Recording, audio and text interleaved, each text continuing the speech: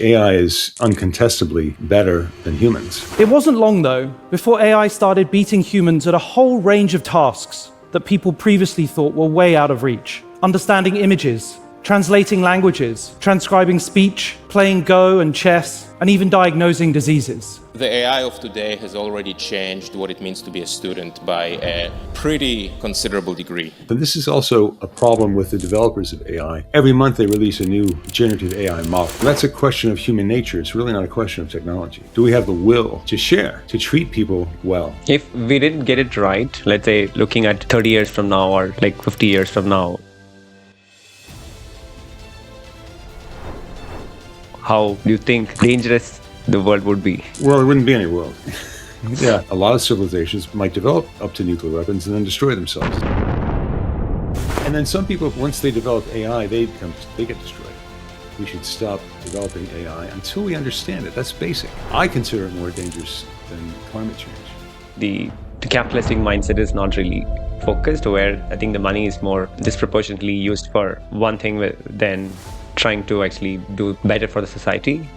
What would you tell a child about AI?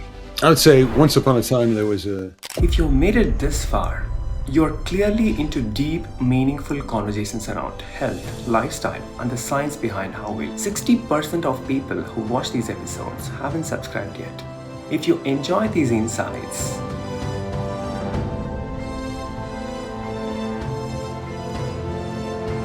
my humble request is to please consider hitting that subscribe button. It will help us bring much more curious minds, expert voices, and keep the show going strong. Thank you.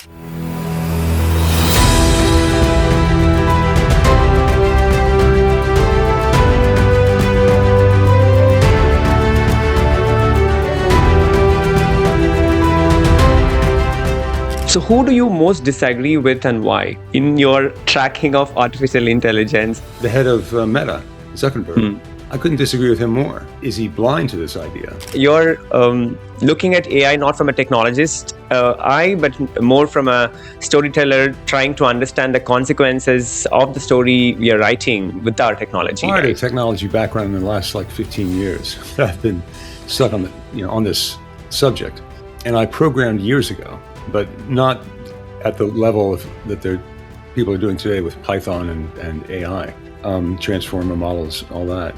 I made a film about the collaboration between Stanley Kubrick and Arthur C. Clarke on 2001: A Space Odyssey. Clarke wrote the book, Kubrick adapted it to a screenplay, and then he filmed it. Quote about intelligent explosion in 1965 in the book, how you also thought, it says, I think you're referring to Death of Humankind. It's sort of a horrifying realization that I had back in 2009. We needed to get in a big public format and make a big fuss because nobody was really paying attention to it.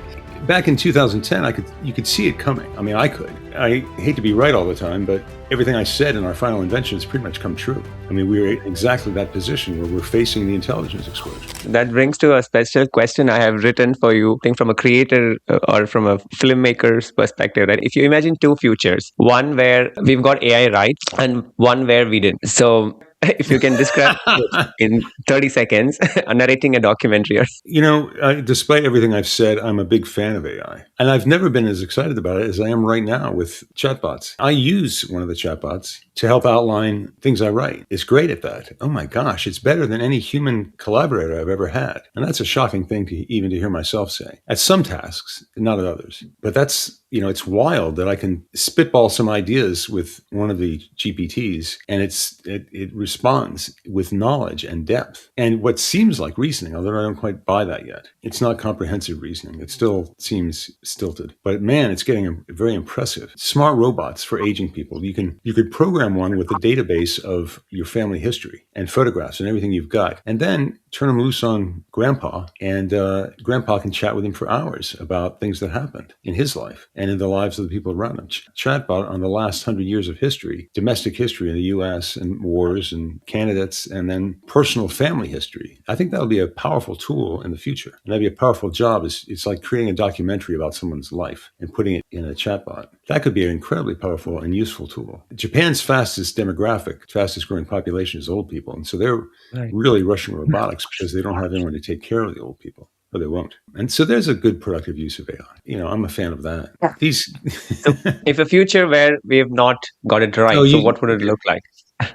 If it's good, if we did it Good. right. I think you talked about, you gave a lot of good examples. Yes. Well, if you listen to Elon Musk or Diamandis, they're both terrific optimists about the future of unparalleled prosperity. So is Ray Kurzweil. So for any doomster there are probably 5 proponents of AI, and it's a world of abundance. In that world, there are enough resources to make everyone wealthy enough so they're surviving. They're predicting, there's just abundance. There's easy healthcare. Nobody will ever have to work again, they claim. These are all wonderful ideas that give everybody a warm feeling inside. But I think you'd have to, look at the world now and ask, if you had a resource like that, would it be evenly distributed? Well, it hasn't been so far. The benefits have not been evenly distributed, and the money from it has not been anything like evenly distributed. And as we get into job scarcity, how will the benefits of the technology be distributed and the wealth? That's a question of human nature. It's really not a question of technology. Do we have the will to share, to treat people well? As soon as you say, we want to treat everybody fairly, then people call you a socialist or a communist. But it's really a basic human desire to take care of people, to make sure everybody's okay before we move on with our 500-foot yachts. So the imaginary world is rich with abundance. Yes. But until human nature improves, I'm not sure that's tractable at all. If we didn't get it right, let's say looking at 30 years from now or like 50 years from now, how do you think dangerous the world would be? Well, it wouldn't be any world. Yeah. We are non-existent. You're asking me. This is the answer you're going to get.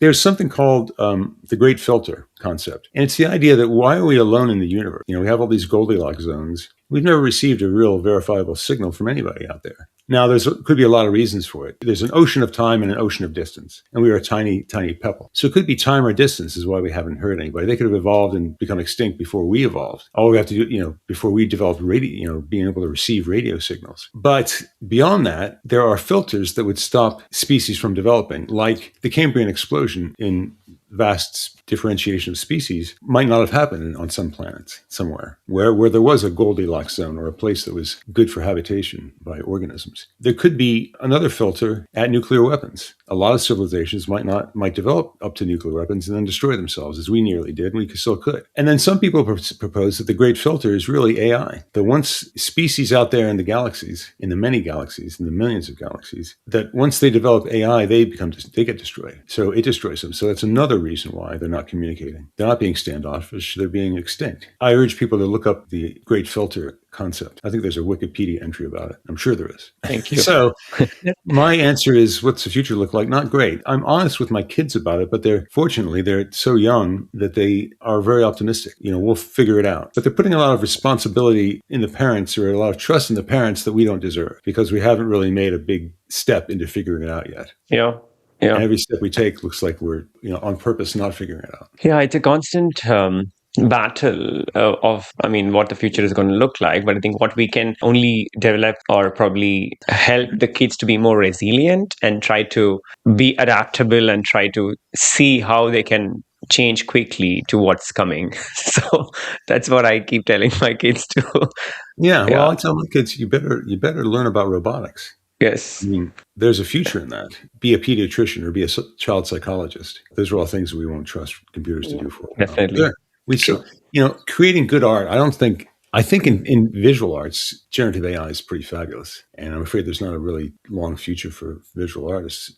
Music is very lame right now in AI. And writing is getting better. I haven't seen any fiction that was any good written by AI. I've seen some nonfiction that was almost passable. I've seen some nonfiction that's almost passable, but no fiction yet. A standard that's won't be long before it's beaten. True. Do you think we should slow things down, or probably, let's say, if you're talking to a government policymaker or to see how things are going, where we are, how we are heading? So do we have to slow things down if needed, and what policy changes do you think government should start looking at, or any organizations in general, right? Like when Eliezer Yudkowsky, who's been in the business of AI risk risk for decades now, like 2 decades, longer than virtually anybody. He said he just wrote a book called "If Anyone Makes It, Everyone Dies." It's a very doomster worldview, and he says, I'm sorry for that long pause while I thought, but he says we should, and I agree with him, we should stop right now. We should stop developing AI until we understand it. That's basic. That should be the basic requirement of all AI makers. Stop what you're doing until somebody can really explain in a granular way what is generative AI doing in there, what's happening with generative AI precisely. Because right now we have emerging problems.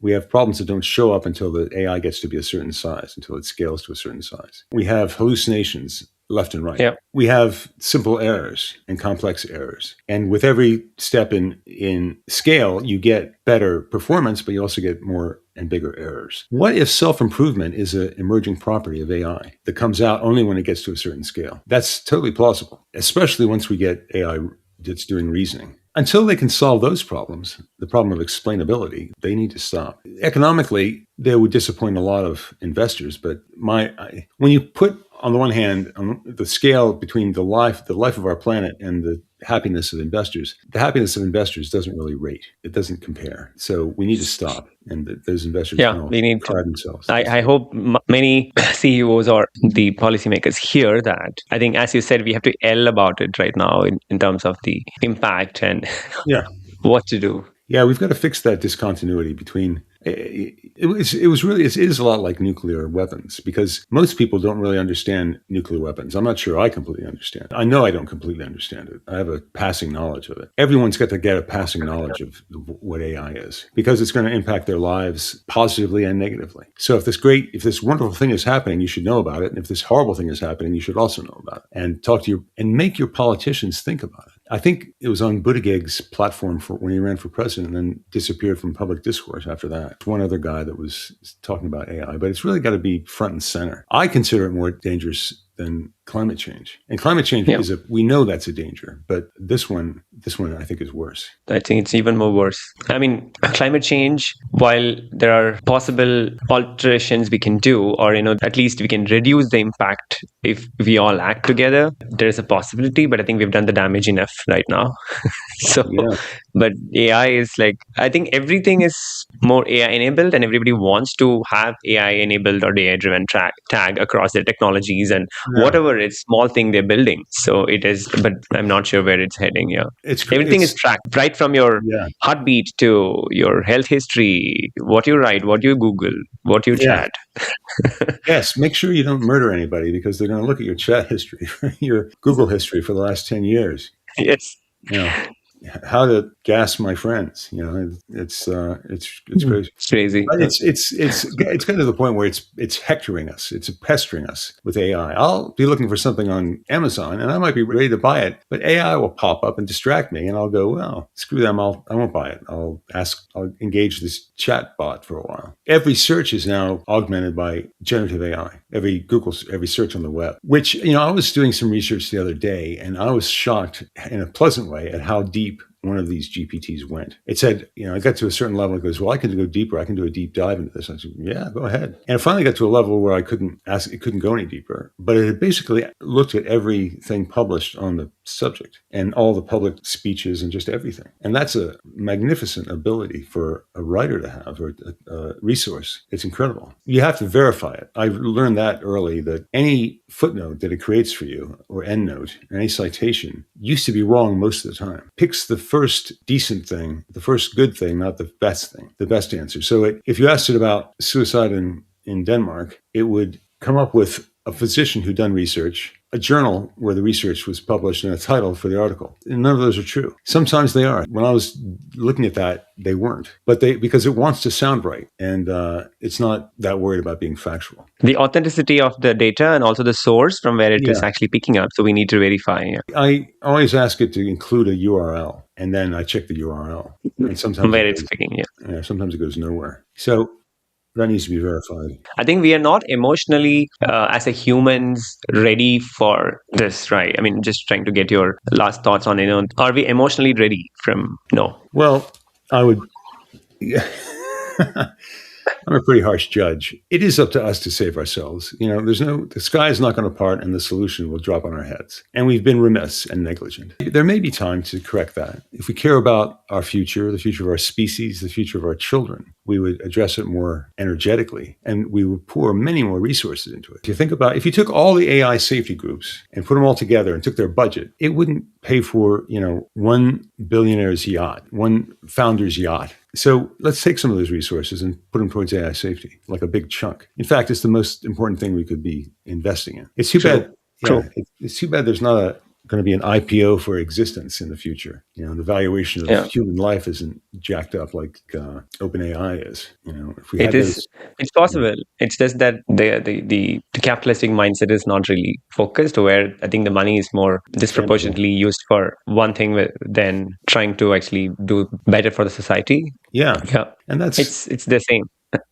It's too bad. And that could be our epitaph. They just didn't have the will to save themselves. But on the hopeful side, there may still be time. I get increasingly discouraged because you can see the tsunami of AI that's going to hit us when it becomes more intelligent than we are and it improves its own intelligence, which seems totally plausible with agentic AI and the current. I don't think generative AI is necessarily going to lead to AGI, artificial general intelligence. I think there's a high probability it won't. But I don't think the big breakthroughs are done or over yet. I think there'll be more breakthroughs, more insights, like just as Transformer was a big insight, just as generative AI was a big insight. We're not finished with the development of AI by a long shot. And soon, and even now, we'll probably have AI helping us develop AI. That would be a fairly good development, I think. So my last question is, I know you touched briefly, but what would you tell a child about AI? I think you are good storytellers. I want to hear from you, let's say for the audience, if I have to explain to a 5-year-old what is AI. I don't want a ChatGPT answer, right? Because you can put ChatGPT to explain it. It's going to give its own words. But let's say, what do you think we should tell? I would say once upon a time, there was an arrogant species that was too blind to save itself. The end. I'm not a cheerleader, obviously. I think there is hope. I think it's very thin. I tell my kids, prepare yourself for the future, because if there is one, they need to be prepared. As I said in the intelligence explosion, I don't think we're going to make it. I don't think, unfortunately, here's the thing. It's not impossible. It's not necessary that we survive. It's not necessary. There's nothing in the universe that tells us that our species is special. 99% of all the species that have ever existed on the planet have become extinct. 99%. What makes us different? In fact, this big brain is a giant benefit, but it's also a huge liability. The big brains we share, the big brains we have, because we can create weapons that we don't understand the impacts of. How stupid is it to live under the terror of the nuclear arms race? But I grew up under that. My kids did. It's stupid. In my mind, they have AI right now, and we have an obligation to get it right. We have a little bit of time. If you made it this far, you're clearly into deep, meaningful conversations around health, lifestyle, and the science behind how we. 60% of people who watch these episodes haven't subscribed yet. If you enjoy these insights,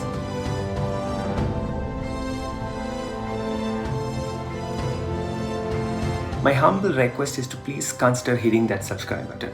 It will help us bring much more curious minds, expert voices, and keep the show going straight. You're saying there is thin hope, or probably a small ray of hope. We can stop now and we can try to think about the possible consequences and see how we can actually, put a break and pause and reflect, see how we can solve or, at least reduce the harm which is going to happen in the future. So that's an important way to look forward. Great. I think it's pretty...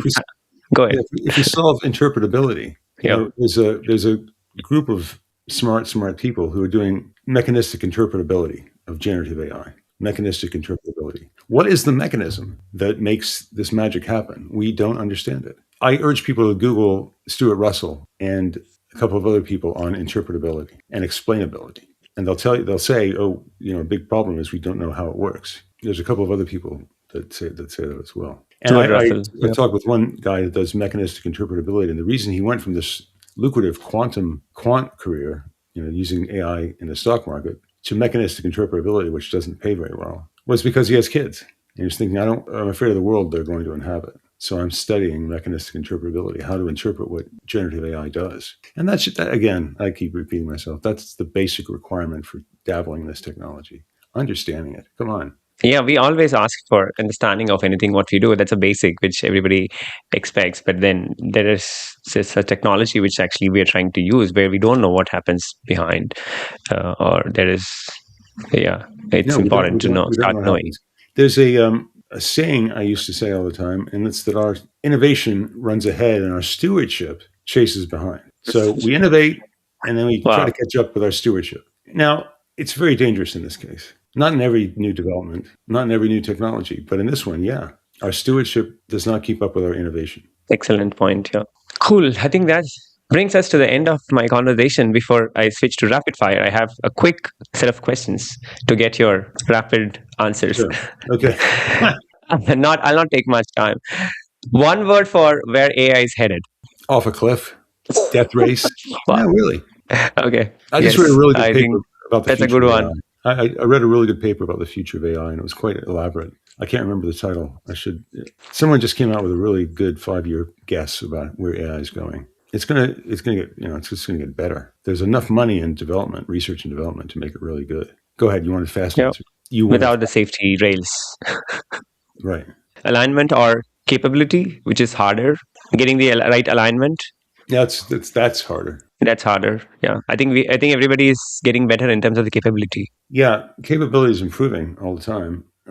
Alignment doesn't exist, only in the most superficial way. And our lives depend on aligning this superpower with our values and goals. Just for the audience, alignment is matching AI's values and goals to ours, so they don't conflict. So we're not fighting for the same energy resources, and we're not fighting for the same resources. We don't invent an AI that could potentially use up all the oxygen. Which, these data centers are growing so fast, they might just use up the atmosphere. And the tech bros in Silicon Valley just are so short-sighted, they've got no plans for that. They have this saying there that AI will solve it. Like, if you create investment in our future is create smarter and smarter AI. Oh, AI will take care of that problem. Maybe they're right. I don't trust that. There's already one of the video I saw. Is there in YouTube where somebody's staying close to the Meta's new data center, and then how much of consequences. Is their hair falling out? There's no water. The water is actually, pretty dark, and there is a video which is existing in the YouTube too. I think in terms of the water is dark. I mean, there's shortage of water, and the houses. Probably they didn't anticipate that there is going to be devastating impact of the data center who's staying closer. So I think that's one thing to look for in terms of, because the more and more energy and the water resources it's going to consume, I think I don't know whether we have enough power to generate. Yeah, AI will solve that. I love your satire. Well, thank you. It's the most underrated risk. Underrated risk? Yeah. Extinction. Yes, extinction. Still underrated. We have a bias. There's a cognitive bias about this. It's called the familiarity bias, and that's we don't believe in anything we haven't seen. So trying to convince someone of something, if they haven't seen something just like it or it's not real, then we don't get it, and we don't get extinction. We don't understand it. Again, if you look at the natural world, it's everywhere. 99% of all species have gone extinct. What makes us think we're special? Let's learn from them. Yeah, that's one way to look at it. I think you brought the right example of the species getting extinct. I think every year we see a new bird or animal or something. Yeah. The species are getting extinct, which is devastating to look at. And we don't have to, or in the verge of extinction. Right. We don't have to lose everybody to become extinct. We just have to lose enough people not to be. There's a number of people we have to keep in order to procreate at a rapid enough rate to survive. So everybody could die except for a pocket of a few thousand, I think. The species could survive. In fact, they want to go to Mars. What's crazy about that is AI can't follow us to Mars. Why not? It'll be on the spaceship that goes there. It's like, okay, don't bring any AI on the spaceship with you. AI will not have a problem. And when it gets to be a certain intelligence, Mars is not going to save us. Yeah. Most overrated fear. There's nothing like that now, I think. Well, any fear is overrated.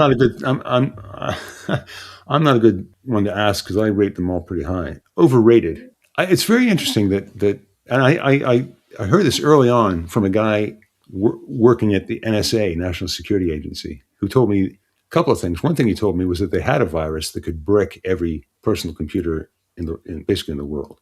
It was a killer virus that could turn every PC into a brick. But the other thing they said was that many of people very highly placed in AI had escape places to go to, called, the old English term is bolt hole, a hole to go to when you bolt. And so a lot of the billionaires have bolt holes. They have places in the desert, mansions underground, mansions in the mountains underground. A lot of these yachts, think about what these yachts are. 500 foot, that's the biggest in that area. 500-foot yachts, what is that for? Well, you put a community on that yacht, you sail, you chug around the world while AI ravages land. It's a bolt hole. There's no other reason you need that much space, because you can host like 40 people for a year. And, hopefully by the end of that year, you'll have figured out what to do, or AI will have figured out how you're going to survive the whatever nightmares on land. You still carry internet, so I think it can come.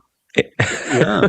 Well, no, I mean, you better have the world's biggest Faraday cage to float around in. You need a gap, a big gap, an air gap between yourself on that yacht and the internet. Yes. You can't connect to the internet.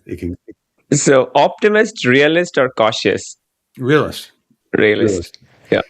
I'm a big fan of history. I've made a lot of films, and most of them have been historical, going back and learning about the ancient world. And there are plenty of cautionary tales about man's hubris, our arrogance and pride. And those stories don't turn out very well. And it's a pattern. It's a habit we have of being arrogant and prideful and being full of hubris. And we've never been more full of hubris than we are right now. People saying silly things like we're inventing God, which reduces God to this like mainframe computer idea, or the concept of God. By people who don't believe in it. Right. Yeah. Well, to them, there's nothing you can't make. They keep talking about, anyway, I could go off on a tangent on that. It's a fair philosophical conversation, this. Yeah, that is a conversation. It's a good one, though. I think theology is really fascinating. It's one of the more important conversations we can have. And, I actually met a woman named Anne Forrest, I think. She's German. She teaches in America, and she teaches computer theology. Her basic premise, and I've talked to her a number of times, and I interviewed her years ago, but her basic premise is that if you're going to make something that has a soul, you better have a good handbook on how to treat that. And she thinks the Bible is a good handbook. I would dispute that, but it's a very fascinating idea, because that's sort of the next step is to create, as Ray Kurzweil says, creating spiritual machines. Got it. Interesting. What's your favorite, fiction or non-fiction? Whoa, that's big. Oh, fiction. I think, but your movies are all more non-fiction based. They're all non-fiction. If I had the talent, I would be doing some fiction. I still try my hand at it from time to time. I just don't. I have talent in writing non-fiction, but not fiction so much. Nice. I haven't given up. Okay. We'll look for my own upcoming fiction movies then. No, well, there are a million good movies to be made about AI. 2001: A Space Odyssey is still the best by far. I think Stephen Hawking would have done a very good job. Well, he was one of the people warning about this from early on. He was saying it will outsmart our smartest politicians, which is like kind of a low bar, but he said it will invent machines we don't understand. And already we don't understand the basics about it. It doesn't have to invent anything for us not to understand it. Hawking is great. The world needs him. One book everyone should read. What's your pick or suggestion? Maybe more, but then one specific. You want to pick one? Well, everyone should read this for sure. I think I will recommend The Intelligence Explosion for sure to everyone right now. This one? But is that what you mean? Yes. Well, maybe you should read this one. Our Final Invention. Yeah. Yes. Okay. Why not read both? Yes. It's very greedy of me to just talk about my own books. I think anything that the ethicist at Yale, Wendell Wallach, writes is really good. He wrote a book a few years ago. I can't remember the title, but Wendell Wallach writes very well about machine morality. How to machine morality. Yeah, machine ethics. Okay. So, what's the name you said? Wendell Wendell, okay. Wendell, I think. Wendell Yeah. Wallach. Wallach. Wendell Wallach. Okay, got it. Wendell Wallach. Cool. I'll put the note. I mean, the last is more of a personal question, like coffee, tea, or you don't drink? Neither? I like coffee. Coffee. Yeah, black coffee. No, I can't exist without coffee. I've been sipping from this cup of coffee Throughout our conversation. I saw that. Yes. Cool. I think that brings us to the end of the session. You've been very patient with me, Naga. I think a lot of my answers had a lot of your questions got the same answer from me. We're all going to die. I wish I had more variety and more of a hopeful side, but I can't be dishonest about it. No, that's. I think I wanted to talk to somebody who is such honest. This is not a traditional discussion. I think if I have to look back, right, because I'm talking about AI to a person who's not technologist, but more of a filmmaker, but who's accidentally bumped into AI probably a couple of decades back and wrote 2 books, which is so authentic. And I think it's definitely reflecting what's happening right now in the technology world and how the impact is. So I'm so thankful for you to be part of the show. Oh, well, that's very generous of you to say, Naga. Thank you very much for that. It's a pleasure to be here, and it's great to talk to somebody who's very, very up to date and up to speed with all this. It's a lot to learn. Yeah. But we all have to be technologists now because technology is ruling everything. Yeah, I think it's definitely. I would set up I think looking at the worldview and also what you're talking about from a psychological standpoint or theological standpoint, I think I would probably want to do one more conversation about your films. I think it was pretty interesting. I saw the whole coverage on the Ebola and Zika virus. It's pretty intense. Yeah, you can see that. Wonderful film for everybody to watch. You can watch it online. It's on the PBS website. If you Google Zika, Ebola, and PBS, you'll find it. I saw that. Yeah, I will put the link, but I think for the also on the suicide, I think I kept it for watching later. But I think the book too. But I will set up a separate conversation on the mental health with you too. Definitely. Yeah, well, invite me back to talk about suicide because that's another. I'm Mr. Cheerful. It's probably hurting me on some level to deal with these dark subjects, but they're so important, and suicide is extremely important. So, invite me back to talk about suicide. Definitely, it's an important topic for public awareness for sure. Yeah. Why don't you send me your address, and I'll get my publisher to send you a book. Yeah, sure. I'll do that. Definitely. Thank you so much, James. It's truly honored to have you and talk about AI and the book, The Intelligence Explosion. So, thank you so much. You're welcome. Thank you. If you like this conversation, please hit the like, share, and the subscribe button to get the latest updates from my show Caffelogue with Naga. Thank you so much.